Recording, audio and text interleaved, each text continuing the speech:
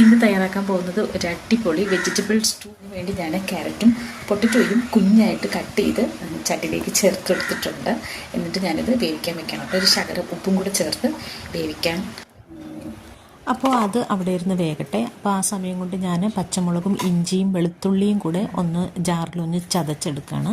അതിനുശേഷം സവാളയും ബീൻസും കൂടെ ഒന്ന് ചെറുതായിട്ട് കട്ട് ചെയ്തെടുക്കട്ടെ. പിന്നെ നമുക്ക് എരിവ് കൂടുതൽ വേണമെന്നുണ്ടെങ്കിൽ പച്ചമുളകിൻ്റെ എണ്ണം കൂട്ടാൻ കേട്ടോ, കൂടുതൽ പച്ചമുളക് ചേർക്കാം. അപ്പോൾ അത് മാറ്റി വെച്ചതിന് ശേഷം ഞാനൊരു പകുതി തേങ്ങ എടുത്തിട്ടുണ്ട്. അത് ചെറുതായിട്ടൊന്ന് ചൂടായി വരുമ്പോൾ മഞ്ഞൾപ്പൊടിയും പെരിഞ്ചീരകപ്പൊടിയും കൂടെ ചേർത്തിട്ടൊന്ന് വറുത്ത് പേസ്റ്റായിട്ട് അരച്ചെടുക്കുക കേട്ടോ.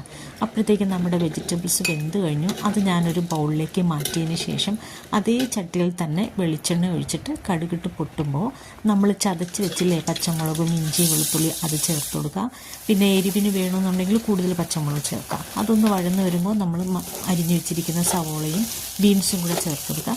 അതൊന്ന് ചെറുതായിട്ടൊന്ന് വഴന്ന് വരുമ്പോൾ ഇതിനൊക്കെ വേണ്ട ഉപ്പ് കൂടെ ചേർത്ത് കൊടുക്കണം കേട്ടോ. ശകലം ഉപ്പ് കൂടെ ചേർത്ത് വഴറ്റുക. അത് നന്നായിട്ട് വഴന്ന് വരുമ്പോൾ നമ്മൾ വേവിച്ച് മാറ്റി വെച്ചിരിക്കുന്ന വെജിറ്റബിൾസ് ചേർത്ത് കൊടുക്കുക. അതിൻ്റെ ഒപ്പം തന്നെ നമ്മൾ പേസ്റ്റായിട്ട് അരച്ചില്ലേ തേങ്ങയുടെ അരപ്പ് അതുകൂടെ ചേർക്കുക.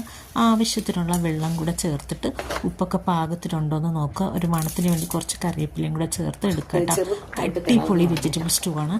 പല തരത്തിൽ നിങ്ങൾ സ്റ്റൂ ഉണ്ടാക്കാം, പക്ഷേ ഈ ഒരു രീതിയിൽ കൂടെ ഒന്ന് ഉണ്ടാക്കി നോക്കട്ടോ. ഭയങ്കര ടേസ്റ്റാണ് കേട്ടോ.